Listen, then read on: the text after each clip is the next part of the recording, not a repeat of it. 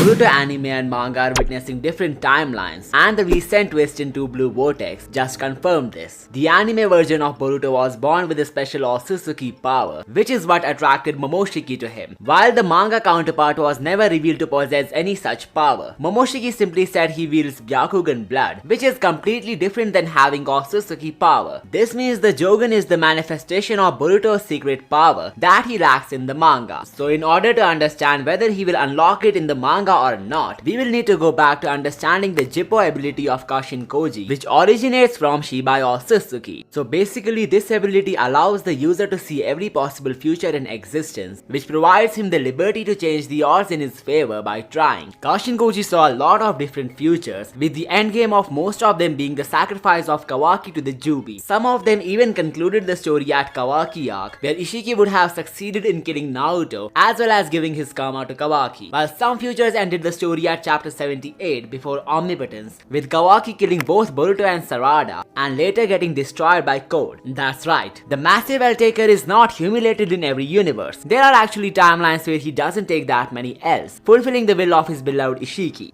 Not just that, Kashin Koji was able to teach Boruto broken abilities like the flying Raijin and Uzuhiko by peeking into the future. According to Koji, he was about to learn them in the faraway future, but by using the prescience ability, Koji was able to teach him these techniques in advance. Now a question remains, how was Boruto originally supposed to unlock these powers? Could it be that there is some time traveling or Edo Tensei plot involved, where Boruto gets to learn the flying thunder god from Minato in one of the possible futures? Well, the return of Minato to the plot is a really exciting possibility, considering how Boruto knows he is not as skilled at using this technique as his grandfather. But what's more exciting are these action figures of the duo from Mechha Japan, the sponsor of today's video. Look at the Super Saiyan Goku and Majin Vegeta, or the OG protagonist duo Naruto and Sasuke. They give off a vibe straight from the anime, thanks to the company's strict commitment to quality. It is an online store that sells products from major Japanese licenses such as Naruto, Boruto, Dragon Ball, One Piece and Bleach, etc. They have more than 20,000 premium quality products, which are sold at amazing prices. The shipping is available worldwide, and you can buy some unique products that are exclusively available on their website. So don't forget to use my code KASHI5 to get a $5 discount for your next order. Make sure to use it under 2 weeks, otherwise it will disappear like the flying Raijin. But how am I so sure that Jippo doesn't just show you the possibilities, but actually futures that are taking place in different timelines? Well, the answer comes from the future sequence that was portrayed differently in the anime. This time it's not about what Boruto is saying, rather it's the dojutsu which has kept the whole fandom anticipated. I have seen people already losing hope on the Jogan, saying it's a non-canon material that will never show up. But now that there is actually some sort of multiverse revolving around Boruto, here's why I believe there is still a chance for this side to become manga canon. We know it's officially anime canon as confirmed by the animator who worked on the 8th episode, but the possibility of anime and manga taking place in different timelines makes it even more interesting. So here's what I think is going on with Boruto and why he only has this eye in the anime. There's actually another panel, or I should say sequence, which is visually different in both the continuities. I'm talking about the scene where Momoshiki appears to give Boruto the Karma seal. It's not just about the representation, but a key dialogue of the monster also explains what's going on in the anime that manga only fans have no idea about. Momoshiki talks about Boruto's otsutsuki power, something that was never mentioned in the manga prior to Boruto getting his karma. I believe Boruto's anime counterpart was born with some special chakra which could belong to Shibai otsutsuki, explaining why his right eye is lit with the Jogan in the adaptation and not in the source material. The manga counterpart of Boruto is apparently living a harder life than the one in the anime. The special otsutsuki power that the anime Boruto has inherited will soon let him dispel the darkness, as predicted by Toneri Otsutsuki. But there was no such prediction made for Boruto's manga counterpart. So does this mean we won't see him using the Jogan in the manga once the story reaches the flash forward? Well, the answer is surprisingly a no. Boruto can actually unlock the Jogan in the manga, even though he lacks the otsutsuki power leveraged by his anime counterpart. The way I think it's going to happen is really interesting, but before we move on, if you are also curious about Boruto's fateful future and what type of plot twist can be expected from the story, consider subscribing for your regular dose of engaging Boruto content.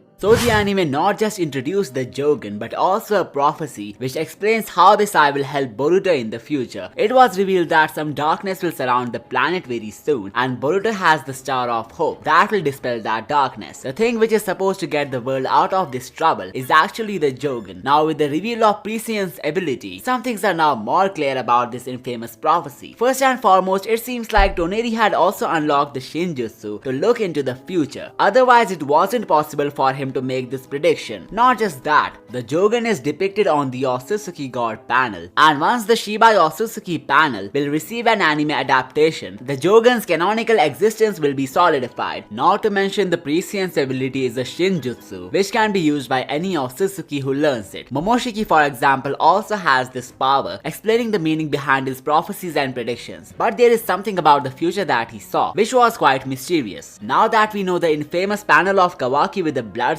was after Boruto got killed, but if you look at how Momoshiki saw this, he was certain Boruto will lose all the hope, letting the monster hijack his consciousness. It actually did happen, considering how he freed Kawaki to activate the omnipotence, which must have been another glimpse of future, different than the previous one. This means Momoshiki also taps into multiple possible futures while using the Prescience ability, and it's not like his Shinjutsu is weaker, which may have been the case if his foresight had a linear vision. But looking at how his predictions and glimpses of future involved events from different realities, it's pretty much confirmed that he cannot completely change the odds in his favor as a parasite. He did trigger the omnipotence but failed at the ultimate bet, which was to become Boruto himself. This means Prescience is same for everyone, including the Moon Otsutsuki who saw Boruto using the Jogan. It's not necessary for an Otsutsuki to have Shibai's cells to unlock this power. Momoshiki having this power only confirms his claim to have the knowledge of many Shinjutsus, and this one especially was used by him to tell Boruto what's coming, but he never revealed it was a Shinjutsu. So how Toneri unlocked this power in the anime is still a mystery, but there is another anime canon character who does not exist in the manga's timeline and could potentially help us to understand the Jogan's awakening better. But before we understand how Boruto could unlock this power naturally in the manga, which would require him to obtain the same power that his anime counterpart inherited, let's look at the cheat code that he could use to activate the Jogan. The first and the simplest possibility to Jogan's awakening in the manga can be traced back to the Prescience ability. We now know how Boruto learned all the massively broken powers. Kashin Koji tapped into multiple distant futures just to find the best abilities that Boruto unlocks. He then instructed those powers to him in advance, meaning if he was supposed to learn Uzuhiko 5 to 6 years from now, he used the power of foresight just to teach him everything before time. So what's stopping him from looking at the future where Boruto has the Jogan and then he could teach him this divine power to make him extremely powerful? Now the question remains, how exactly does Koji teach Boruto these abilities? Does he look into the practice sessions of the prodigy from the future, or is it like simply by seeing Boruto use them, he's able to figure out how to replicate them? Well, if it's just by looking at the technique, then it's possible for him to awaken present Boruto's Jogan by looking at his future counterpart. He could simply foresee the anime counterpart of the protagonist using this dojutsu, and the fact that this version of Boruto does not possess any special Otsutsuki power makes it more sensible. The present Boruto is a pure Otsutsuki, and he may be able to awaken the same Otsutsuki power that was sensed by Momoshiki in the anime. And after successfully replicating the criteria to awaken the Jogan, Boruto will finally have this dojutsu in the manga. Now that was how Kashin Koji's Prescience could help in the most awaited reveal of the story. But what if it's something more deeper than that? Urashiki Otsutsuki, who's also an anime canon character, once said that Jogan is a troublesome eye. Considering Boruto wasn't an Otsutsuki back then, and since these creatures are far supreme to human beings, what could make Urashiki worry about this power? Well, the answer is clear. The Jogan is the godly Shinjutsu, which could possess multiple powers from the Otsutsuki god. It would only be normal for an Otsutsuki to presume something as troublesome if that something can pose him danger. And looking at how the Jogan provided a helping hand in defeating Urashiki, it now makes sense why he's using it against Kawaki in the flash forward like a last resort. He initially did not expect this future to come true, but since this was the only possible outcome, he was forced to use the power of individuals who are above Otsutsukis. Now one of the things which confirm that future Boruto is using the Jogan in the manga and not the byakugan is the mere fact that he cannot defeat Kawaki with a byakugan. The Jogan could provide him prescience and foresight type of powers, which could turn out to be really helpful at defeating Kawaki. And no matter how anyone sees it, but it's not easy to defeat someone with an ordinary byakugan who has turned the entire village to ruins. Another point that I think would bring the Jogan into the plot has something to do with Koji's reaction to Boruto's will. Upon meeting Koji, he still saw the Kawaki situation as something temporary, as if he believes in Kawaki's good heart, hoping that he will turn a new leaf. But what Koji may be hiding from him is that the only way to prevent the worst possible future is to kill Kawaki. This is because every time something dreadful happened, it was Kawaki who was made the sacrifice to the Ten Tails. But it seems like Boruto somehow prevented the whole Ten Tails situation from erupting without realizing that there is a chance for Kawaki to become the destroyer of shinobis. I also noticed Boruto still had the optimistic charisma in the flashback, something that he lacks in the present. This means he was made aware about some more deadly futures, where people like Kawaki and Sumire could become his arch enemies. The reason I brought in Sumire here is really interesting, but I will discuss that in another video, so make sure to subscribe. So what if he already knows about the Jogan, but Koji makes it clear to him that it should only be used as a last resort? This is why Kawaki was a bit surprised at seeing him open his already destroyed eye. I personally feel like Koji sneaking into the anime timeline to teach Boruto the pure eye is a highly plausible possibility, but if we think of it from other aspects, there is only one way for Boruto to awaken the power of the Jogan, something that was surprisingly obvious from the beginning, but the recent chapter has vitalized this possibility for the better. Boruto could get Shibai's cells implanted in him just to awaken the pure power. This would grant him the absolute Shinjutsu, a dojutsu which surprisingly has the perfect combination of Shibai's powers that would help him in defeating his formidable opponents. The reason I think so is because Kawaki and Delta could also unlock a unique Shinjutsu very soon, since they have also been modified with Shibai's cells, as confirmed by Kashin Koji. Now, even though he did not mention Kawaki getting modified, the fact that he was under Kara's captivation and was modified multiple times by Amado makes it a plausible possibility. So if Kashin Koji is able to steal the cells of Shibai, an idea that he could have obtained from one of the possible futures, then the whole scenario from the time skip where Boruto is seen with a uniquely special dojutsu makes a lot of sense. I would say it's not likely for Amado to implant the cells himself into Boruto, since he may be cooking something fishy behind the back. But if it's not anything like that, then an alliance between Amado, Boruto and Kashin Koji would explain a lot. But I won't advocate the possibility of Amado being the good guy, as his intent is suspicious, and there is no way he would do all of this for a dead daughter. There must be something fishy going behind the back. One thing that I guess many of you may have missed is the fact that Koji did not say anything about Amado or his daughter and if she gets revived when he was mentioning the multiple futures that he saw. There is no way there wasn't a single future where Amado's plan was successful. Well, this only indicates that his whole daughter narrative was a decoy. His true motive is actually something else. So what if the visions that Koji had were pre-installed in him by the scientist? I know it sounds crazy, but it could be the perfect mastermind twist. He's moving all his pawns in perfect order just to attain his true goals that are still a mystery. Well, we will talk about the scientist and his schemes in detail very soon. Till then, check out this video on Momoshiki's fateful emergence. Also subscribe if you haven't already, and I will see you next time.